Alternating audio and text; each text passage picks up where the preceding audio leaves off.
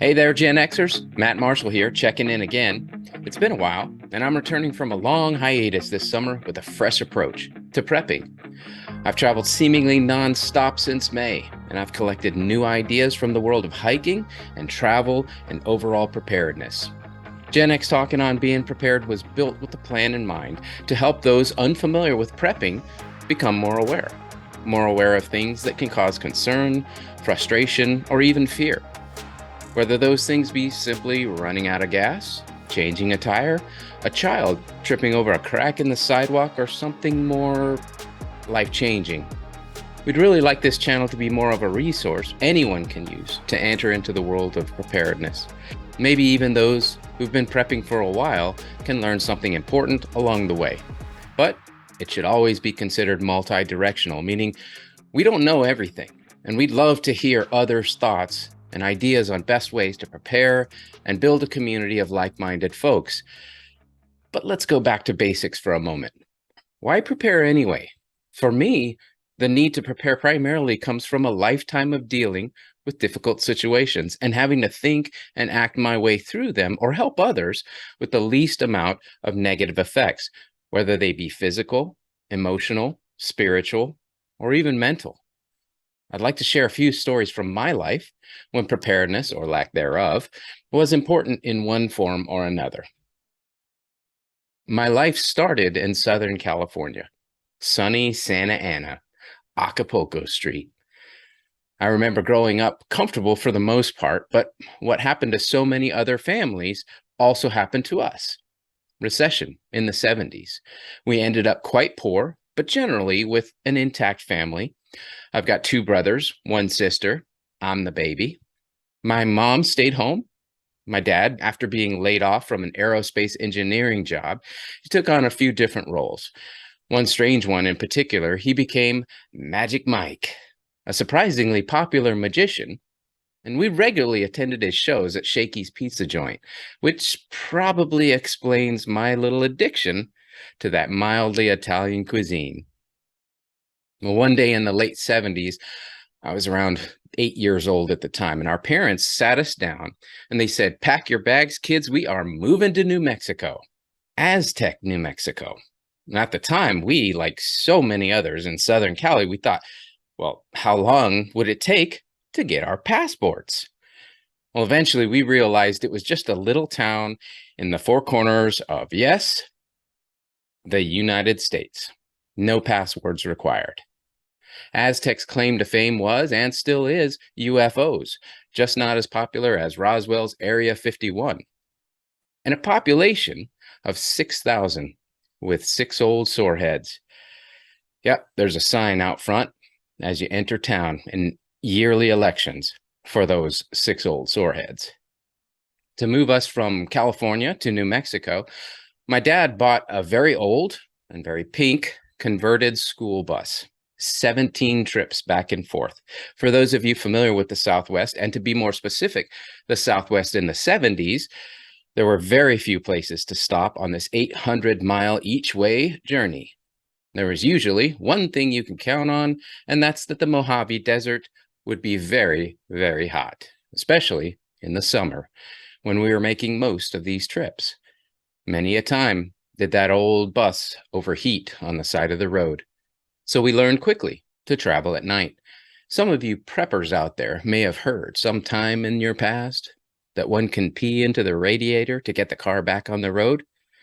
I can neither confirm nor deny that it's possible. Well, flash forward, and I'm 19 years old. I'm traveling through Europe on the very cheap, and my travel partner and I had just arrived in London. We split up to go on different adventures for the evening, and I came across this very nice, older Scottish gentleman. Now, my ancestry is Scottish, so I started talking with him and thinking I could get in touch with my roots.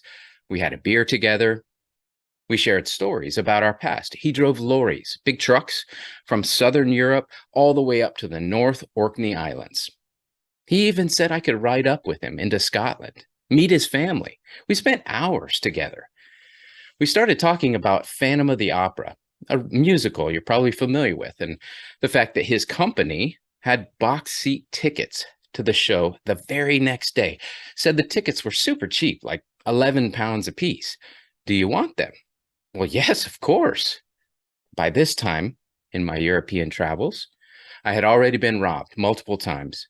So I kept my money in two places: bills in a pouch around my neck and coins in my pocket. I started reaching for the bills, and then I stopped and I look up at him and I saw something. Something is not right in his eyes. And at just that moment of hesitation, he throws up his hands in exasperation, yells at me, "You don't trust me," and he storms off.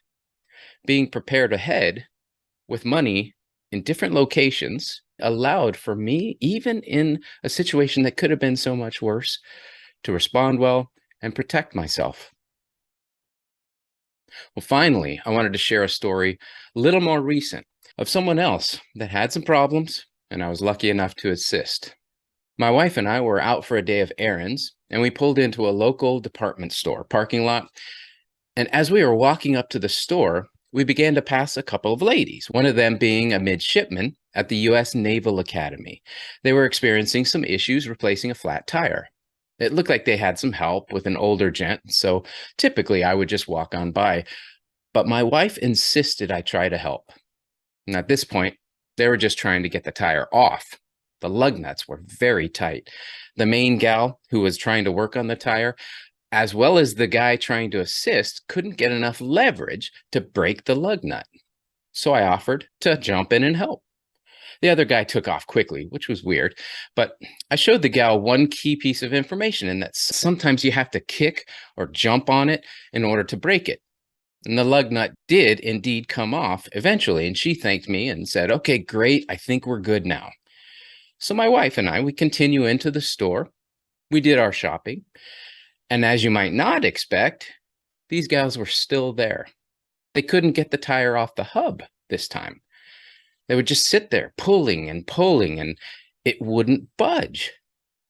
I stepped in again, made sure all the lug nuts were off, and I said, "Remember what I told you earlier.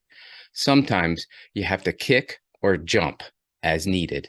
Do you mind if I kick your car?" And she said, "No problem." So I stepped back, and then I really leaned into a kick on one side of the tire, smash. And of course, that was all that was needed.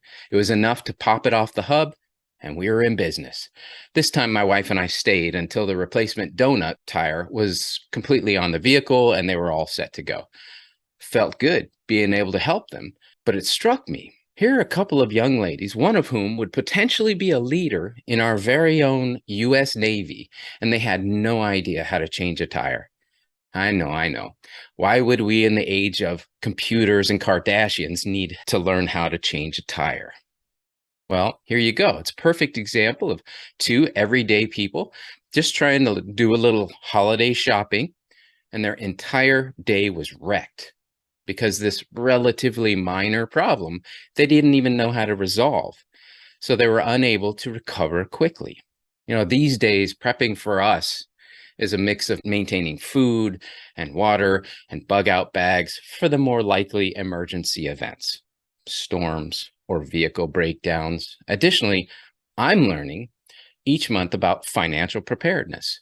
Still have a lot to learn, but I'm getting there. I also consider my health a large part of prepping. So combining hiking and camping, as well as other workouts like swimming and biking with my prepping allows me to benefit in so many ways. There are reasons, so many reasons, why prepping should be important for each of us. They could be high impact, low frequency events like the major hurricane we just saw down in Florida and up the coast, winter storms, which are on their way, or even terrorist events, or perhaps a lower impact, higher frequency event like running out of gas, changing a tire, lost or stolen credit cards. Do some research there to find out how often that happens, or a simple leaky sink drain. These days, we don't have to go back very far to recall events in our own lives that have had an impact, major or minor, to affect our current day of thinking. It's not hard to guess that the vast majority of us here in the US were affected by COVID. Many people lost their jobs, lost a loved one, or even worse, lost hope. Many have become disenfranchised with the American way of life, our economic system, or even our government.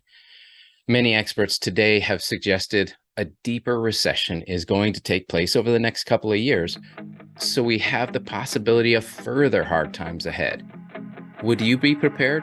Are you prepared? Choosing to be more prepared every day is a skill, one that should be honed. Focusing on growing just a little bit every day will allow us to be prepared, to respond well, and recover faster.